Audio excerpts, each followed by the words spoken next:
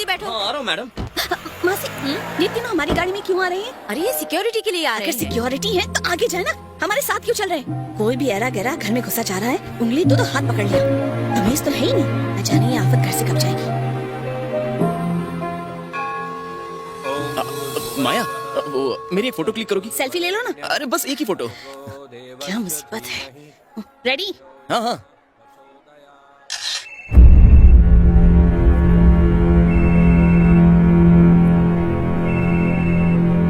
अब ये कौन? ये हैदराबाद के सब इंस्पेक्टर हैं। एक सीक्रेट बोलूं तो किसी को बताओगी नहीं ना? कैसा सीक्रेट? दरअसल मैं और संजय एक ही पुलिस बैच के हैं। सब इंस्पेक्टर बनने के बाद उसे ऊटी में पोस्टिंग के दौरान एक लड़की से प्यार हो गया। उसे प्रमोशन भी मिल रहा था, लेकिन उस लड़की को खोने के डर से उसने मना कर दिया। फिर क्या हुआ? होना क्या था, हम सारे दोस्तों ने मिलकर उसके प्यार का ब्रेकअप करवा दिया। इसी लड़की ने तो उसकी बीवी होने का नाटक किया था। क्या तुम सच कह रहे हो? बिल्कुल, इसके सर की कसम खाता हूँ। मेरी क्यों खराब है? तू चल बताता हूँ। मेरी झूठी कसम थी। अरे भाई का घर बसाना था। अगर उस चक्कर में मेरा टिकट कट गया तो? हेलो, शराब की भट्टी वाला सर, बोलो। इधर बैठो सर, इधर। यहाँ देखिए। कहाँ पर? सर, आपको गिलास में पीने में तकलीफ होगी, इसलिए शराब नारियल में भर के आपके कार में रखवा दी है। आप जल्दी जाइए और गट गट गट गट पी जाइए। हाँ, मेरी कार में?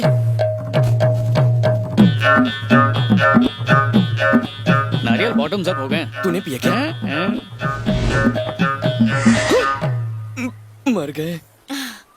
संजय, हाँ? ये बहुत बढ़िया था। और मिलेगा क्या? अभी लेकर आता हूँ। उस नारियल में पानी नहीं है, भट्टी वाले ने दारू मिक्स की है। को दारू? वो तो अपना कोटा था ना। मुझे चक्कर आ रहे हैं, घर जाना है। सर कार की चाबी मिल नहीं रही है। यही कहीं बोला था होगी। मुझे गाड़ी चलाने दो। देखो तुम्हारी जेब में ही होगी। मेरे पास नहीं है, वहाँ देखो। हेलो, देर हो रही है। तुम्हारी गाड़ी की चाबी नहीं मिल रही तो हमारी गाड़ी में चलो। ड्राइवर को बोल दो चाबी ढूंढकर गाड़ी घर ले आए। आप हमारे साथ चलिए। देखिए वो खुला इनवाइट कर रही है, ऐसा बम्पर मौका फिर नहीं मिलेगा। जल्दी से हाँ बोलो ना। आप चलिए मैडम, हम बस अभी आते हैं। चलिए इंस्पेक्टर साहब। हजारों नारियल पानी पिए, लेकिन आज जैसा पिया वैसा लाइफ में कभी नहीं पिया। उस नारियल वाले को बुला के अपने घर के बगीचे में ऐसा ही नारियल लगाएंगे। केवड़ी आंटी को देखो, शराब की खेती करने के बारे में सोच रही। धीरे बोल, बोल खुल जाएगी। Okay okay. अरे रे, मेरा जी घबरा रहा है, चक्कर भी आ रहे हैं। तू इधर बैठ जाना। ये मेरे पैर है, पब्लिक बात नहीं। अब मैं किसी को भी नहीं बैठाऊंगी, अब मैं बैठूंगी उस पर।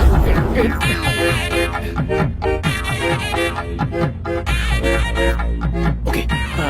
अरे सुनना, मुझे यहाँ पर बहुत चक्कर आ रहा है। मुझे विंडो सीट चाहिए, प्लीज यहाँ पर बैठ जाओ। उल्टी करूँ क्या?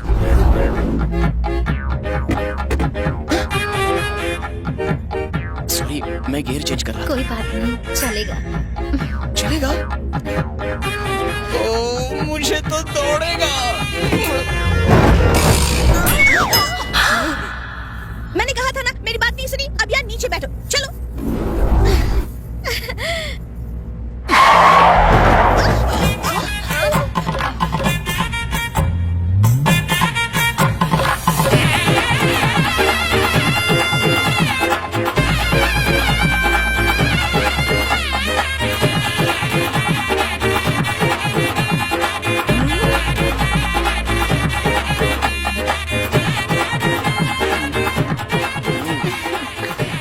सब चिपक रहे हैं, मुझे कोई कब चिपकेगा?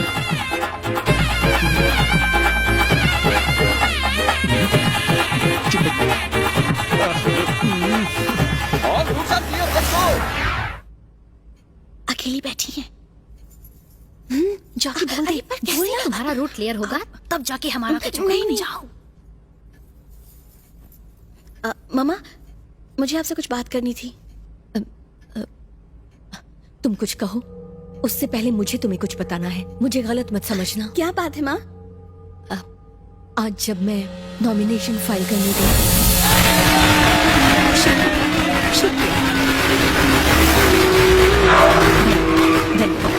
नमस्ते। लाइए। क्या भाई, ये नॉमिनेशन है या रिजल्ट आ भी गया? इसे नॉमिनेशन नहीं, रिजल्ट ही समझो। बस जश्न थोड़ा जल्दी मना रहे हैं। तुम्हें क्या लगता है ये इलेक्शन जीत जाएगी? अगर तुम्हारे बाप जैसा नीच धूर्त इंसान इलेक्शन जीत सकता है तो फिर ये तो श्यामनाथ जी की बेटी है। ये तो जीतने वाली है, ये बात तय रही। तुम अपनी खैर मनाओ। ऐसा क्या? अगर तू इलेक्शन जीत गई तो मैं पूरी जायदाद गांव वालों में बांटकर तुम्हारे घर में पहले जैसा नौकर बन जाऊंगा। लेकिन अगर मैं जीत गया तो? मैं तेरे घर की नौकरानी बन जाऊंगी। अरे ये क्या कह रही हो? आप तो मेरी मालकिन हो, आप क्यों नौकर बनने लगी? ये आपको शोभा नहीं देगा। उसके बदले में तुम्हारी बेटी मेरे घर की बहू बनेगी। चुप क्यों हो गई? कहीं हारने के डर से घबरा तो नहीं गई? देखो, इलेक्शन लड़ना तुम्हारा काम नहीं है। घर जाकर रसोई संभालो, इलेक्शन लड़ेगी। उसने सबके सामने मुझे चैलेंज किया, मुझे हराने का दावा किया। अगर नौकर होकर वो मेरे पिता की सीट ले सकता है तो मैं बेटी होकर नहीं ले सकती क्या? यही सोचकर मैंने अगर तुम हारे तो तुम मेरे नौकर बनोगे, और अगर मैं हारी तो मेरी बेटी तुम्हारे घर की बहू बनेगी।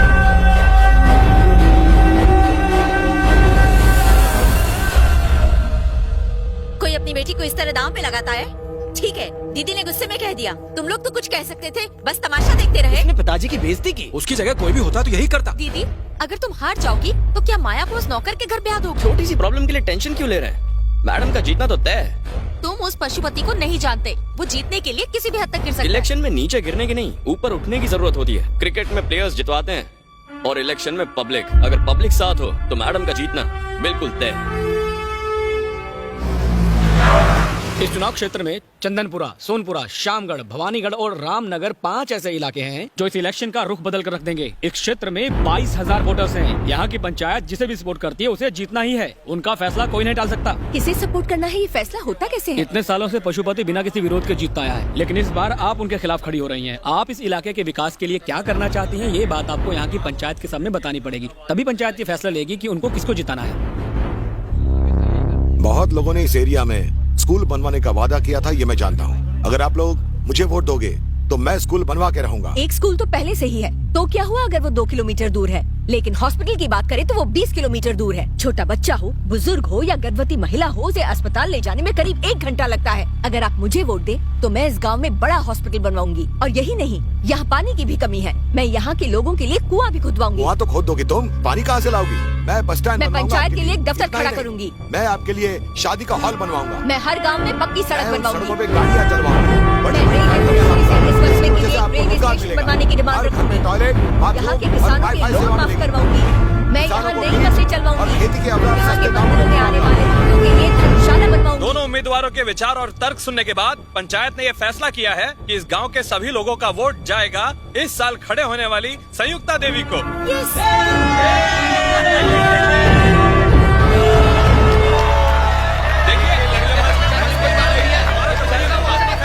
पशुपति तो बड़े बड़े वादे कर रहा था, फिर पंचायत ने फैसला मेरे हित में कैसे किया? वही तो, आखिर तुमने उनके कान में क्या बोला? वहाँ आप जनता के सामने वादे पर वादे किए जा रहे थे, तो मैंने सीधा पंचों को पकड़ लिया। उन्हें कहा 50 लाख रुपए कैश दे देंगे, वोट अपने हुए।